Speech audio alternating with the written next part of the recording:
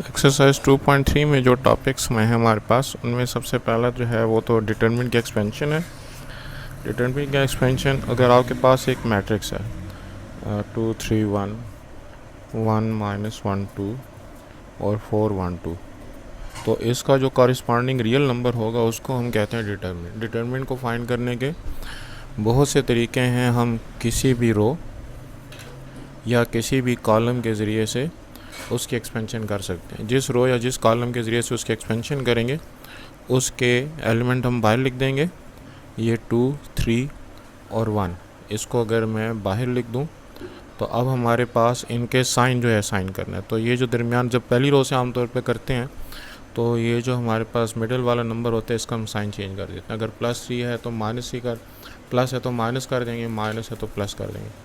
उसके बाद इनके आगे हमने जो माइनर हैं वो लिखने होते हैं। अब माइनर लिखने का मतलब ये है कि जिस एलिमेंट की जिस पोजीशन पर है उसका रो कॉलम छोड़ के जो हमारे पास एलिमेंट बनते हैं वो लिखें। जैसे आप ये 2 का रो और कॉलम छोड़ दें तो हमारे पास जो 4 एलिमेंट्स बचते हैं वो हैं -1 2 1 और 2। अब इस डिटरमिनेंट को किस तरीके से एक्सपेंड करना है उन्हें मैट्रिक लेवल पे सीखा हुआ। इस तरीके से जब हम इस पोजीशन पर आएंगे तो इसका रो कॉलम छोड़ दें तो जो 4 एलिमेंट्स बचते हैं वो 1 2 4 और 2। इसी तरीके से जब हम इस पे आते हैं 1 पे, तो 1 का रो कॉलम छोड़ के जो 4 एलिमेंट्स बचते हैं 1 -1 4 और 1। और ये जिस तरह हमने फर्स्ट रो के ज़रिए से एक्सपेंशन की उस तरीके से हम फर्स्ट कॉलम के ज़रिए से भी एक्सपेंशन कर सकते हैं।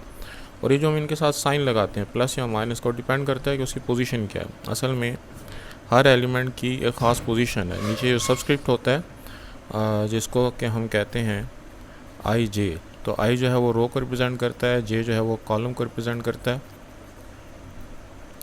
तो A11 A12 A13 A21 A22 A23 A31 A32 A33। तो जो को फैक्टर का हमारे पास फार्मूला है AIJ, वो इसका जब मैं को फैक्टर हम लिखते हैं तो उसका फार्मूला होता है -1 पावर i + j। और फिर i और j का रो कॉलम छोड़ के हमारे पास जो कुछ बचता है, अब इसका रो और कॉलम छोड़ के हमारे पास बचेगा A22 A23 A32 A33। इसी तरीके से हमने हर पोजीशन के हिसाब से जब वो को फैक्टर निकालना होता है। अब -1 की पावर में जो रो और कॉलम को ऐड करके अगर इवन नंबर आता है तो नेगेटिव साइन हम नहीं लिखते, और अगर आई और जे यानी कि रो और कॉलम को ऐड करके 8 नंबर आता है तो फिर हम नेगेटिव साइन लगाते हैं। जैसे यहाँ पे ये जो हमारे पास फर्स्ट पोजीशन है इसमें इसका रो और कॉलम 1 और 1 बनता है।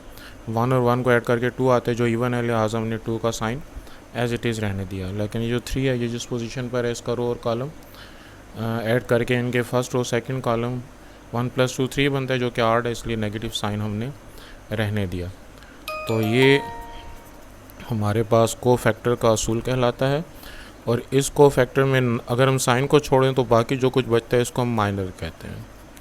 तो को फैक्टर और माइनर जो हैं इनका नॉलेज होना चाहिए, क्योंकि कई दफ़ा सवाल ये भी आता है कि कुछ मखसूस जो को फैक्टर हैं वो मालूम करें। मिसाल के तौर पर आपको कह सकता है A22 मालूम करें, तो फिर आपने यहाँ पे आई और जे की बजाय 22 लगाना है। और अगर वो आपको M22 कहे तो फिर इस साइन की ज़रूरत नहीं है, डायरेक्ट जो है वो M22 यानी कि A22 पोजीशन पर जो है उसका रो कॉलम छोड़ के हमारे पास जो 4 एलिमेंट्स बचते हैं उनको हम लिख देंगे तो हमारे पास M22 आ जाएगा।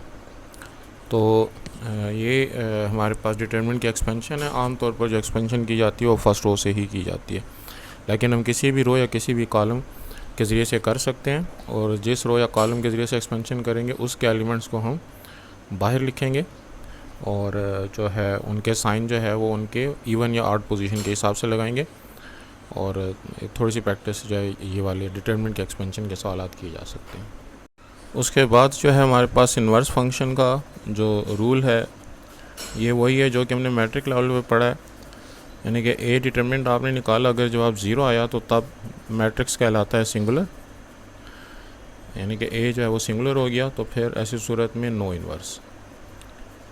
और अगर A determinant is not equal to 0 तो फिर नॉन सिंगुलर, और नॉन सिंगुलर मैट्रिक्स के लिए हमारे पास जो ए इनवर्स का फार्मूला है वो है 1/a determinant into adjoint of ए।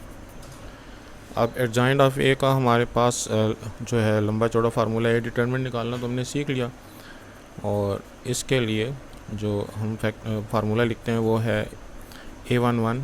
ये हम सारे को फैक्टर लिख रहे हैं, और को फैक्टर जो है वो मैंने आपको पीछे बताया किस तरीके से फाइंड करते हैं। a12 a13 a21 a22 a23 a31 a32 a33, इसको हम कहते हैं एडजॉइंट ऑफ ए। इसका ट्रांसपोज लेने से एडजॉइंट ऑफ ए जो है वो कंप्लीट हो जाता है। तो हम ये सारे के सारे को फैक्टर मालूम करेंगे, उनको अलग-अलग भी मालूम किया जा सकता है, लेकिन मैंने एक्सरसाइज में उनको डायरेक्ट मालूम किया है, और उसका तरीका ये लिखा है कि plus minus plus minus plus minus plus minus plus, ये साइन उनको असाइन कर देता हूँ। अगर आप देखें तो यहाँ पे जहाँ पे रो और कॉलम को जमा करके इवन नंबर आ रहा है तो वहाँ पे प्लस लगाया, और जहाँ पे रो और कॉलम को जमा करके ऑड नंबर आ रहा है वहाँ पे माइनस का साइन लगाया। तो उसके हिसाब से ये साइन हम असाइन कर देंगे। उसके बाद जो उसका कॉरिस्पॉन्डिंग माइनर है, यानी कि उसका रो कॉलम छोड़ के जो वैल्यू बनती है उसको हम लिखेंगे। तो यहाँ पे जो हमारे पास फर्स्ट पोजीशन है उसके रो कॉलम छोड़ के -1 2 1 2, मैं उसको डायरेक्ट ही मालूम कर लिया करता हूँ एक्सरसाइज के सॉल्व में। -1 × 2 इज़ -2, और 1 × 2 इज़ 2, साइन चेंज कर देंगे -2। तो इस तरीके से हम ये सारे के सारे जो माइनर हो मालूम कर सकते हैं। मिसाल के तौर पर मुझे A23 मालूम करना है, तो A23 पोजीशन पर कौन सा एलिमेंट है ये, इसका मैं अगर रो और कॉलम छोड़ दूं तो मेरे पास जो 4 एलिमेंट्स बचते हैं वो बचते हैं 2 3 4 एंड 1। तो जिस पोजीशन पे जो एलिमेंट है उसके हिसाब से उसका रो कॉलम छोड़ के जो बाकी 4 एलिमेंट्स बचते हैं उनको हम सॉल्व करेंगे। 2 1s are 2 और 4 3s are 12, साइन चेंज करके -12।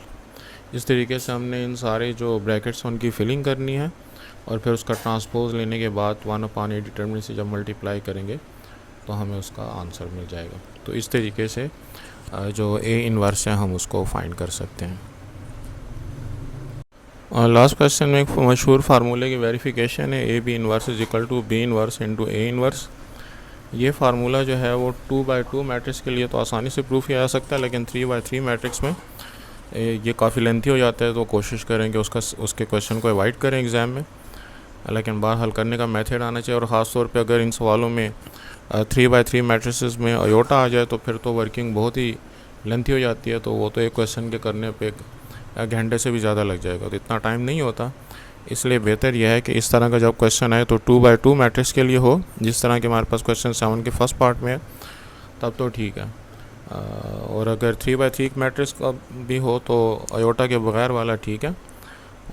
इसीलिए मैंने शुरू के जो 2 सवालात हैं वो तो किए हैं क्वेश्चन 7 के, और जो बाकी 2 सवालात हैं उनकी चूँकि लेंथ बहुत ज़्यादा है तो मैं यही रिकमेंड करूँगा कि उनको एग्ज़ाम में अगर आए भी तो ना करें, उनकी बजाय कोई और सवाल कि अगर क्वेश्चन की में आपके पास चॉइस हो तो दूसरा सवाल करना चाहिए।